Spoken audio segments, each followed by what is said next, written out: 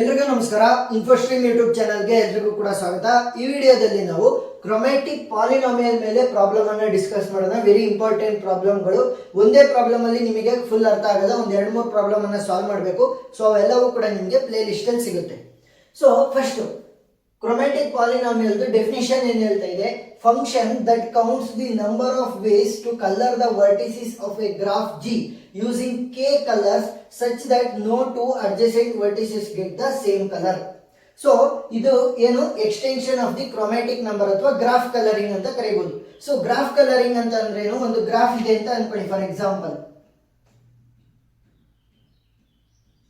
So ಇದನ್ನ ನಾವೇನಂತ ಕರಿತೀವಿ, ಒಂದು ಗ್ರಾಫ್. ಸೊ ಇಲ್ಲಿರುವಂತದ್ದನ್ನ ಏನಂತ ಕರಿತೀವಿ ನಾವು, ವರ್ಟಿಸಿಸ್. ಸೊ ಅದನ್ನ ಕನೆಕ್ಟ್ ಮಾಡ್ತಿರುವಂತದ್ದು ಎಡ್ಜ್.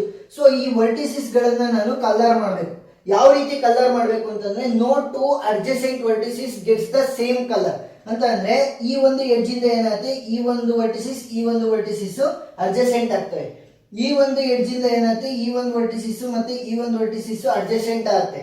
ಈ ಒಂದು ಎಡ್ಜ್ ಇಂದ ಏನಾಗುತ್ತೆ, ಈ ಒಂದು ವರ್ಟಿಸಿಸ್ ಅಡ್ಜಸೆಂಟ್ ಆದಂಗ ಆಗುತ್ತೆ. ಸೊ ಅಡ್ಜಸೆಂಟ್ ವರ್ಟೆಕ್ಸ್ ಗಳು ಯಾವುದೇ ಕಾರಣಕ್ಕೂ ಸೇಮ್ ಕಲರ್ ತಗೋಬಾರ್ದು. ಸೊ ಈಗ ಫಾರ್ ಎಕ್ಸಾಂಪಲ್ ನಾನು ಇಲ್ಲಿ ಬ್ಲೂ ಕಲರ್ ಅನ್ನ ಕೊಟ್ಟಿದ್ದೀನಿ ಅಂತ ಅನ್ಕೊಳ್ಳಿ. ಸೊ ಈ ಒಂದು ಎಡ್ಜ್ ಇಂದ ಇದು ಅಡ್ಜಸೆಂಟ್ ವರ್ಟೆಕ್ಸ್ ಆಯ್ತು, ಈ ಒಂದು ಎಡ್ಜ್ ಇಂದ ಇದು ಅಡ್ಜಸೆಂಟ್ ವರ್ಟೆಕ್ಸ್ ಆಯ್ತು. ಸೊ ಇವೆರಡಕ್ಕೂ ಕೂಡ ನಾನು ಬ್ಲೂ ಅನ್ನ ಮತ್ತೆ ಕೊಡಕ್ಕಾಗಲ್ಲ. ಸೊ ಇಲ್ಲಿ ಗ್ರೀನ್ ಅನ್ನ ಕೊಡಬಹುದು. ಸೊ ಈಗ ಇಲ್ಲಿ ಗ್ರೀನ್ ಅನ್ನ ಕೊಟ್ಟಿದ್ದೀನಿ, ಇಲ್ಲಿ ಬ್ಲೂ ಅನ್ನ ಕೊಟ್ಟಿದ್ದೀನಿ. ಇಲ್ಲಿಗೆ ನಾನು ಗ್ರೀನ್ ಅಥವಾ ಬ್ಲೂ ಅನ್ನ ಕೊಡಂಗಿಲ್ಲ. ಯಾಕೆ, ಈ ಒಂದು ಎಡ್ಜ್ ಇಂದ ಈ ಗ್ರೀನ್ ಇರುವಂತ ವರ್ಟಿಸಿಸ್ ಇದಕ್ಕೆ ಅಡ್ಜಸೆಂಟ್ ಆಗುತ್ತೆ, ಈ ಒಂದು ಎಡ್ಜ್ ಇಂದ ಈ ಬ್ಲೂ ಇರುವಂತ ವರ್ಟಿಸಿಸ್ ಇದಕ್ಕೆ ಅಡ್ಜಸೆಂಟ್ ಆಗುತ್ತೆ. ಸೊ ಇಲ್ಲಿಗೆ ಬೇರೆ ಯಾವ್ದಾದ್ರು ಕಲರ್ ಕೊಡ್ಬೇಕು, ಆರೆಂಜ್. ಸೊ ನೆಕ್ಸ್ಟ್ ಇನ್ನೊಂದು ಎಕ್ಸಾಂಪಲ್ ಅನ್ನ ತಗೊಂತೀನಿ ನೋಡಿ. ಸೊ ಇದರಲ್ಲಿ ಎಷ್ಟು ವರ್ಟಿಸಿಸ್ ಇದಾವೆ, 4 ವರ್ಟಿಸಿಸ್. 1 2 3 4 ವರ್ಟಿಸಿಸ್ ಗಳಿದಾವೆ. ಸೊ ಇವಾಗ ನಾನು ಈ ಒಂದು ವರ್ಟಿಸಿಸ್ಗೆ ಬ್ಲೂ ಕಲರ್ ಅನ್ನ ಕೊಟ್ಟಿದ್ದೀನಿ ಅಂತಂದ್ರೆ, ಈ ವರ್ಟಿಸಿಸ್ಗೂ ಕೂಡ ಬ್ಲೂ ಕಲರ್ ಕೊಡಬಹುದಾ?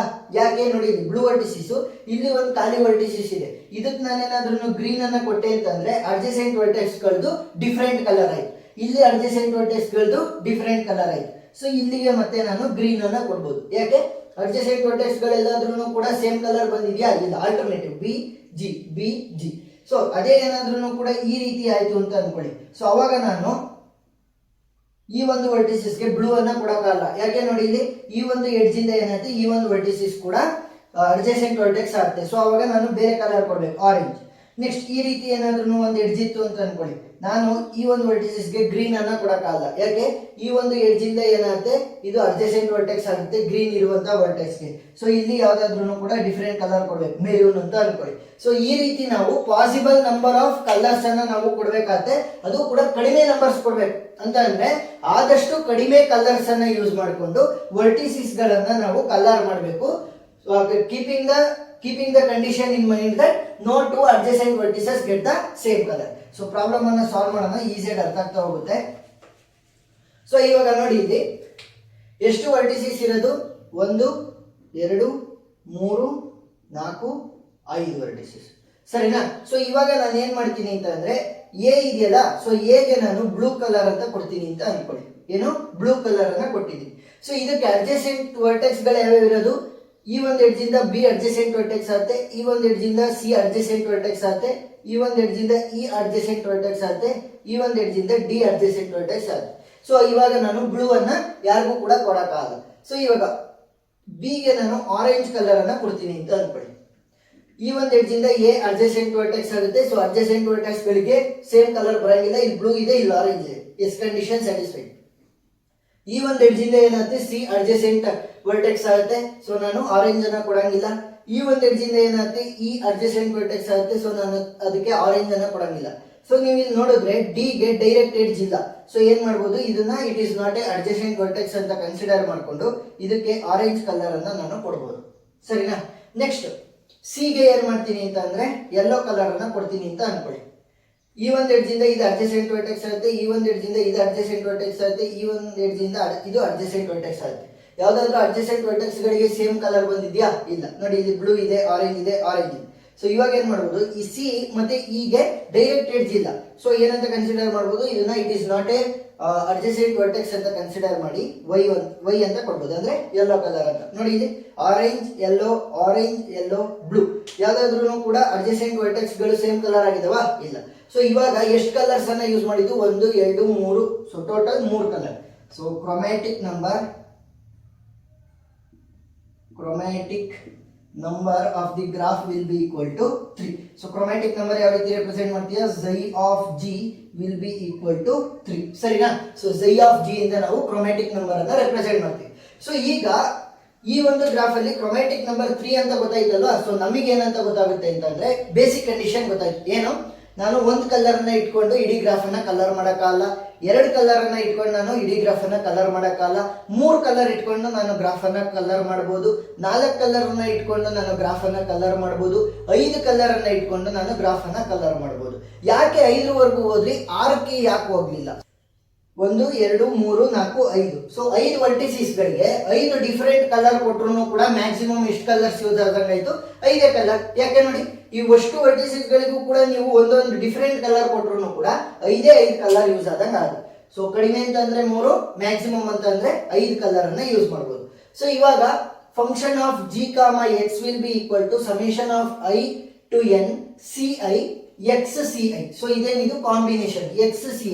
ಸೊ ಇವಾಗ ಅದನ್ನು ಯಾವ ರೀತಿ ಸಿಂಪಲ್ ಆಗಿ ಬರಿಬೇಕು ಅಂತ ನಾನು ಹೇಳ್ಕೊಡ್ತಾ ಹೋಗ್ತೀನಿ. ಸೊ ಫಸ್ಟ್ ಏನಾಗುತ್ತೆ ಅಂತಂದ್ರೆ c1 is equal to 0, c2 is equal to 0 ಅಂತ ನಾವು ಕನ್ಕ್ಲೂಡ್ ಮಾಡ್ಬೇಕು. ಯಾಕೆ, ನನಗೆ ಮಿನಿಮಮ್ ಅಂತ ಅಂದ್ರೂ ಕೂಡ 3 ಕಲರ್ ಬೇಕು. 1 ಕಲರ್ ಇದ್ರೆ ನಾನು ಸಾಲ್ವ್ ಮಾಡಕ್ಕಾಗಲ್ಲ, 2 ಕಲರ್ ಇದ್ರೆ ನಾನು ಈ ಒಂದು ಗ್ರಾಫ್ಗೆ ಕಲರಿಂಗ್ ಮಾಡಕ್ಕಾಗಲ್ಲ ವರ್ಟಿಸಿಸ್ ಗಳಿಗೆ. So c1 is equal to 0, c2 is equal to 0 ಅಂತ ಬರಿಬೇಕು. 2 colors are not sufficient to color the graph ಅಥವಾ ಕಲರ್ ದಿ ವರ್ಟಿಸಿಸ್ ಅಂತ ಬರೀರಿ ಸಾಕು. Vertices of graph. ಸರಿನಾ? ಸೊ ಇವಾಗ ನಮಗೆ ಬೇಸಿಕ್ ಕಂಡೀಷನ್ ಗೊತ್ತಿದೆ. ಮಿನಿಮಮ್ ಅಂತಂದ್ರೂ 3 ಕಲರ್ಸ್ ಇರಬೇಕು, ಮ್ಯಾಕ್ಸಿಮಮ್ ಅಂತಂದ್ರೆ 5 ಕಲರ್ಸ್. ಸೊ ಇವಾಗ ನಾವು C3 ಅನ್ನ ಕಂಡುಹಿಡಿಯೋಣ. C3 ಅಂತ ಅಂದ್ರೇನು, 3 ಕಲರ್ಸ್ ಅನ್ನ ಯೂಸ್ ಮಾಡಿದ್ರೆ ಎಷ್ಟು ವೇಸ್ ಗಳು ಸಿಗ್ತವೆ ನನಗೆ ಅಂತ. ಸೊ ಇವಾಗ ನಾನು ಬಿ ಅನ್ನ ಇಲ್ಲಿ ಕೂರಿಸೋದ್ರು, ಸೊ ಇವಾಗ ನಾನು ಬ್ಲೂ ಅನ್ನ ಇಲ್ಲಿ ಕೂರಿಸೋದ್ರ ಬದಲು ಈ ಒಂದು ವರ್ಟೆಕ್ಸ್ಗೆ ಬ್ಲೂ ಅನ್ನ ಕೊಡ್ಬೋದಿತ್ತು, ಚೇಂಜಸ್ ಆಗ್ತಿತ್ತಲ್ವಾ, ಬೇರೆ ಆರೆಂಜ್ ಎಲ್ಲಿಗಾರು ಹೋಗ್ತಾ ಇತ್ತು. ನೆಕ್ಸ್ಟ್ ಬ್ಲೂ ಇಲ್ಲಿ ಕೊಡೋದ್ರ ಬದಲು ನಾನು ಡಿಗೆ ಬ್ಲೂ ಅನ್ನ ಕೊಡ್ಬೋದಿತ್ತು. ನೆಕ್ಸ್ಟ್ ಬ್ಲೂ ಅನ್ನ ಇಲ್ಲಿ ಕೊಡೋದ್ರ ಬದಲು ನಾನು ಇಗೆ ಬ್ಲೂ ಅನ್ನ ಕೊಡ್ಬೋದಿತ್ತು. ಸೊ ಇವಾಗ ಪಾಸಿಬಲ್ ವೇಸ್ ಎಷ್ಟಾಗುತ್ತೆ, 3 ಫ್ಯಾಕ್ಟೋರಿಯಲ್. ಯಾಕಂತಂದ್ರೆ ನಮ್ಮ ಹತ್ರ 3 ಕಲರ್ಸ್ ಇರೋದ್ರಿಂದ 3 ಫ್ಯಾಕ್ಟೋರಿಯಲ್ ವೇಸ್ ಆಗುತ್ತೆ. ಸೊ ಇದನ್ನೇ ನೀವು ಮ್ಯಾನ್ಯುಯಲ್ ಆಗಿ ಸಾಲ್ವ್ ಮಾಡ್ತೀರಾ ಅಂತಂದ್ರೆ ಫ್ಯಾಕ್ಟೋರಿಯಲ್ ಯಾವ ರೀತಿ, 3 into 2 into 1. ಸೊ 3 ಎಷ್ಟಿರುತ್ತೆ ಅದರಿಂದ 1 ವರ್ಗು ಕೂಡ ಮಲ್ಟಿಪ್ಲೈ ಮಾಡ್ತಾ ಬರ್ಬೇಕು, ರೆಡ್ಯೂಸ್ ಮಾಡ್ಕೊಂಡು. 3 2 6, 6 1 6. ಸೊ 6 ವೇಸ್ ಅಲ್ಲಿ ನಾವು ಕಲರಿಂಗ್ ಅನ್ನ ಮಾಡಬಹುದು using the 3 colours. Next 4 colours ಅನ್ನ ಯೂಸ್ ಮಾಡ್ಕೊಂಡು C4 will be equal to equal. So ಈಗ ನನ್ನ ಹತ್ರ 4 ಕಲರ್ ಗಳಿದಾವೆ. ಸೊ ಈಗ ಎ ಇರುವಂತ ವರ್ಟೆಕ್ಸ್ ಗೆ ನಾನು ಬ್ಲೂ ಕಲರ್ ಅಂತ ಕೊಟ್ಟಿದ್ದೀನಿ ಅಂತ ಅನ್ಕೊಳ್ಳಿ, ಸಿ ಇರುವಂತ ವರ್ಟೆಕ್ಸ್ ಗೆ ಯೆಲ್ಲೋ ಕಲರ್ ಅನ್ನ ಕೊಟ್ಟಿದ್ದೀನಿ ಅಂತ ಅನ್ಕೊಳ್ಳಿ, ಡಿ ಇರುವಂತ ವರ್ಟೆಕ್ಸ್ ಗೆ ಆರೆಂಜ್ ಕಲರ್, ಇ ಇರುವಂತ ವರ್ಟೆಕ್ಸ್ ಗೆ ಮೆರೂನ್ ಕಲರ್. ಸೊ ಇವಾಗ ಎಷ್ಟು ಕಲರ್ಸ್ ಅನ್ನ ಯೂಸ್ ಮಾಡಿದಾಗಾಯ್ತು, 4 ಡಿಫರೆಂಟ್ ಕಲರ್ ಅನ್ನ 4 ಡಿಫರೆಂಟ್ ವರ್ಟಿಸಿಸ್ ಗಳಿಗೆ ಯೂಸ್ ಮಾಡಿದ್ದೀನಿ. ಸೊ ಇವಾಗ ಮೆರೂನ್ ಇಲ್ಲೂ ಕೂಡ ಬರ್ಬೋದು, ಯೆಲ್ಲೋ ಇಲ್ಲೂ ಕೂಡ ಬರ್ಬೋದು, ಆರೆಂಜ್ ಇಲ್ಲೂ ಕೂಡ ಬರ್ಬೋದು, ಇಲ್ಲ ಅಂತಂದ್ರೆ ಯೆಲ್ಲೋ ಇಲ್ಲಿ ಬರ್ಬೋದು, ಬ್ಲೂ ಇಲ್ಲಿ ಬರ್ಬೋದು. ಅಂದ್ರೆ ಈ 4 ವರ್ಟಿಸಸ್ ಗಳಲ್ಲೂ ಕೂಡ ಚೇಂಜಸ್ ಆಗ್ತಾ ಇರ್ಬೋದು. ಡಿಫರೆಂಟ್ ವೇಸ್ ಅಲ್ಲಿ ನಾನು ಕಲರಿಂಗ್ ಅನ್ನ ಮಾಡಬಹುದು. ಸೊ ಎಷ್ಟು ವೇಸ್ ಆಗುತ್ತೆ, 4 ಫ್ಯಾಕ್ಟೋರಿಯಲ್ ಇಂಟು ಇನ್ನೂ ಕೂಡ ಕೆಲಸ ಇದೆ. ಯಾಕೆ, ಈ ಒಂದು ವರ್ಟೆಕ್ಸ್ ಇದೆಯಲ್ಲ, ಈ ಒಂದು ವರ್ಟೆಕ್ಸ್ ಗೆ ನಾವಿನ್ನು ಕಲರ್ ಮಾಡಿಲ್ಲ. 4 ಡಿಫರೆಂಟ್ ಕಲರ್ಸ್ ಅನ್ನ ನಾವು 4 ಡಿಫರೆಂಟ್ ವರ್ಟೆಕ್ಸ್ ಗಳಿಗೆ ಕೊಟ್ಟಿದ್ದೀವಿ. ಸೊ ಇನ್ನ ಒಂದು ವರ್ಟೆಕ್ಸ್ ಉಳ್ಕೊಂಡಿದೆ. ಸೊ ಇದಕ್ಕೆ ಎಷ್ಟು ವೇಸ್ ಅಲ್ಲಿ ಕಲರ್ ಮಾಡಬಹುದು ಅಂತ ನಾವು ಬರಿಬೇಕಾಗುತ್ತೆ. ಸೊ ನೋಡಿ, ಇವಾಗ ನನ್ನ ಹತ್ರ 4 ಕಲರ್ ಇತ್ತು ಅಂತಂದ್ರೆ ಡೈರೆಕ್ಟ್ ಎಡ್ಜಸ್ ಎಲ್ಲೆಲ್ಲಿಗಿದೆ ನೋಡಿ, ಎಗಿದೆ, ನೆಕ್ಸ್ಟ್ ಸಿ ಗಿದೆ, ನೆಕ್ಸ್ಟ್ ಈಗಿದೆ ಅಂತ ಅಂದ್ರೆ ನಾನು 4ರಲ್ಲಿ 3 ಡಿಫರೆಂಟ್ ಕಲರ್ ಅನ್ನ ಈ ಒಂದು ವರ್ಟೆಕ್ಸ್ ಗೆ ಕೊಡಬಹುದು, ಈ ಒಂದು ವರ್ಟೆಕ್ಸ್ ಗೆ ಕೊಡಬಹುದು, ಈ ಒಂದು ವರ್ಟೆಕ್ಸ್ ಗೆ ಕೊಡಬಹುದು. ಸೊ ಇನ್ನ ಎಷ್ಟು ಕಲರ್ ಉಳ್ಕೊಂತು, ಒಂದೇ ಒಂದು ಕಲರ್ ಮಾತ್ರ ಉಳ್ಕೊಂತಲ್ವಾ. ಸೊ ಆ ಒಂದು ಕಲರ್ ಅನ್ನ ನಾನು ಡಿಗೂ ಕೊಡಬಹುದು ಮತ್ತೆ ಬಿಗೂ ಕೊಡಬಹುದು. ಸೊ ಇವಾಗ 3 ಕಲರ್ ಆಲ್ರೆಡಿ ಯೂಸ್ ಆಗಿದ್ದಾವೆ, ಇನ್ನ ಒಂದು ಕಲರ್ ಮಾತ್ರ ಉಳ್ಕೊಂಡಿರೋದು. ಸೊ ಅವಾಗ ನಾನು ಡಿಗೆ ಮತ್ತೆ ಬಿಗೆ ಸೇಮ್ ಕಲರ್ ಅನ್ನ ಕೊಡಬಹುದು. ಯಾಕೆ, D and B are not adjacent. So ಇವಾಗ ಏನಂತೆ, ಇಂಟು 2. ಸೊ ಇಲ್ಲಿಗೊಂದು ಕಲರು, ಇಲ್ಲಿಗೊಂದು ಕಲರ್. ಫಸ್ಟ್ ಏನ್ ಮಾಡಿದ್ವಿ, 4 ವರ್ಟಿಸಸ್ ಗಳಿಗೆ 4 ಕಲರ್ ಅನ್ನ ಕೊಟ್ಬಿಟ್ಟು ಅದರ 4 ಕಲರ್ ಅನ್ನ ಕೊಟ್ಬಿಟ್ಟು ಅದರಲ್ಲಿ ಎಷ್ಟು ನಂಬರ್ ಆಫ್ ವೇಸ್ ಆಗುತ್ತೆ ಅಂತ ಕಂಡಿಡ್ವಿ. ಇಂಟು ಇನ್ನ ಒಂದೇ ಒಂದು ವರ್ಟಿಸಿಸ್ ಉಳ್ಕೊಂಡಿತ್ತಲ್ಲ, ಸೊ ಅದಕ್ಕೆ ಎಷ್ಟು ಪಾಸಿಬಲ್ ವೇಸ್ ಅಲ್ಲಿ ಕೊಡಬಹುದು ಅಂತ.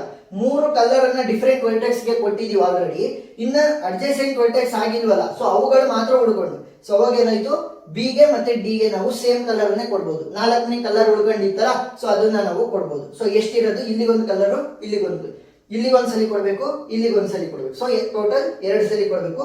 ಸೊ 2 ಅಂತ ಬರ್ದಿರೋ 2 ಫ್ಯಾಕ್ಟೋರಿಯಲ್ ಅಲ್ಲ 2.